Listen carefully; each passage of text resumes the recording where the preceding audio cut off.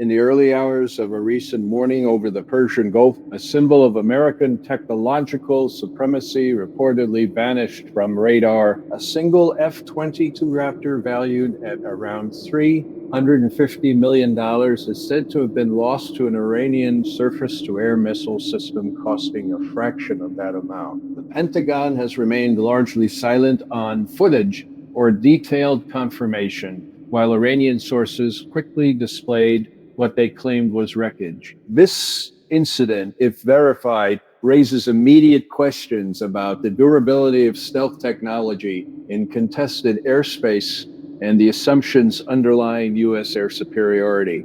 Yet raw cost ratios and isolated losses tell only part of a larger story. What does this moment reveal about shifting military realities and long-standing patterns in U.S. foreign policy decision-making?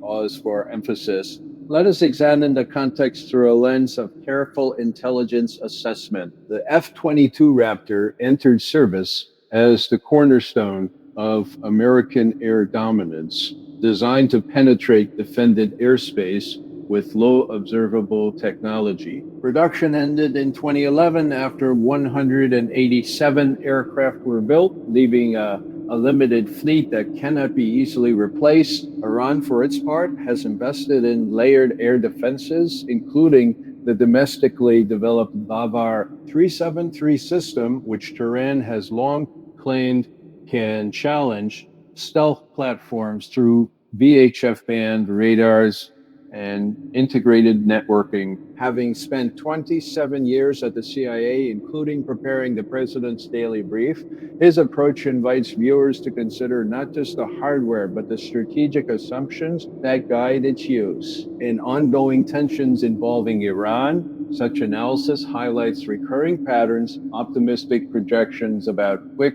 dominance meeting resilient asymmetric responses. This perspective frames today's reported loss not as an isolated event, but as part of a broader reassessment of power projection, McGovern assessments of U.S.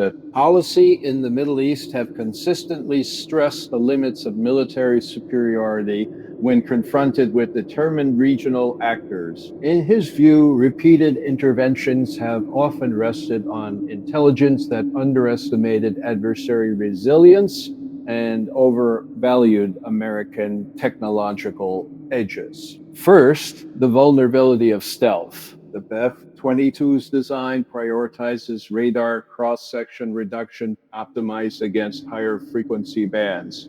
Systems like Iran's Bavar-373 reportedly incorporate lower frequency radars that can provide early detection cues, potentially cueing higher frequency engagements or other sensors. McGovern has pointed out in past commentary that assumptions of near invisibility have been challenged before, and claims of decisive technological advantage warrant close scrutiny rather than acceptance at face value. Whether this specific incident represents a confirmed kill or contested damage amid the fog of conflict, it underscores a broader point McGovern has made: adversaries adapt. Low-cost mobile systems can complicate expensive limited platforms. The math of 186 operational F-22 with no new production means each loss carries disproportionate strategic weight. McGovern's record shows he cautions against narratives that frame such events as anomalies rather than signals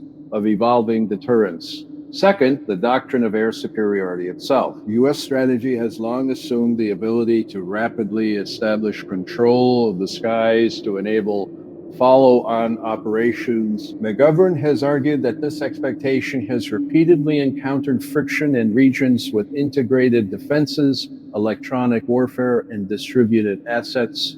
He has highlighted how intelligence communities have sometimes projected outcomes based more on deserved adversary behavior and historical patterns of attrition. Rhetorical question: if even a small number of high-value assets can be threatened or traded at relatively modest cost to the defender, what does that imply for campaigns relying on sustained aerial dominance. McGovern does not claim inevitable defeat in any single engagement, but his analysis suggests that overconfidence in technological solutions can lead to strategic miscalculation. He has drawn on his experience to warn that ignoring political and geographic realities in the Middle East often prolongs conflict and increases costs, both material and human. Official silence or delayed acknowledgement, as seen here, fits patterns he has critiqued where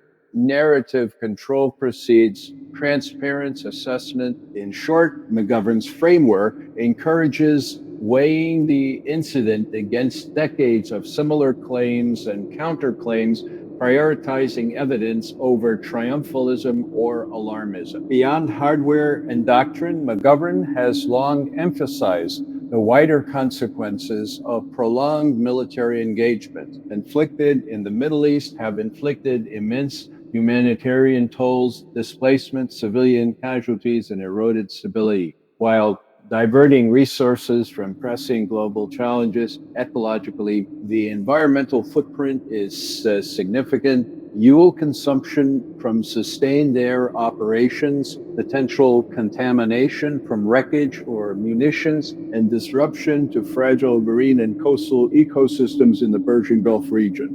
McGovern's peace-oriented perspective frames these not as secondary effects, but as integral to any honest cost-benefit analysis. He has spoken to the human dignity at stake when escalation supplants diplomacy, noting how ordinary people bear the brunt of decisions made in distant capitals. His broader concern is for sustainable futures. Resources poured into high-tech weaponry could address climate pressures, water scarcity, or reconstruction in war-torn areas. In his view, prioritizing endless cycles of confrontation risks compounding civilizational costs at a time when cooperation on transnational issues grows more urgent. This dimension reminds us that technical debates about radar bands ultimately intersect with lives and landscapes that outlast any single aircraft loss.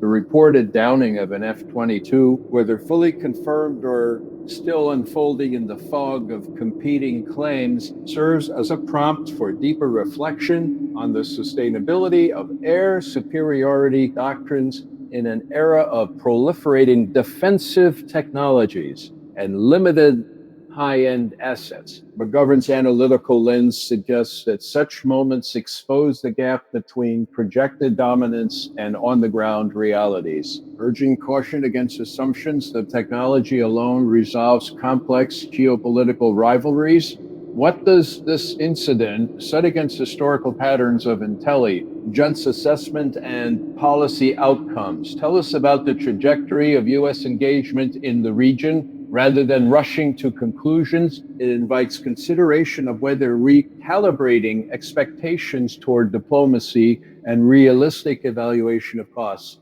human, financial, and ecological, might better serve long-term stability. If this analysis prompted you to view these developments through a more critical, evidence-based frame, consider sharing it with others engaged in thoughtful discussion of foreign policy. Thoughtful reflection remains essential as events continue to unfold.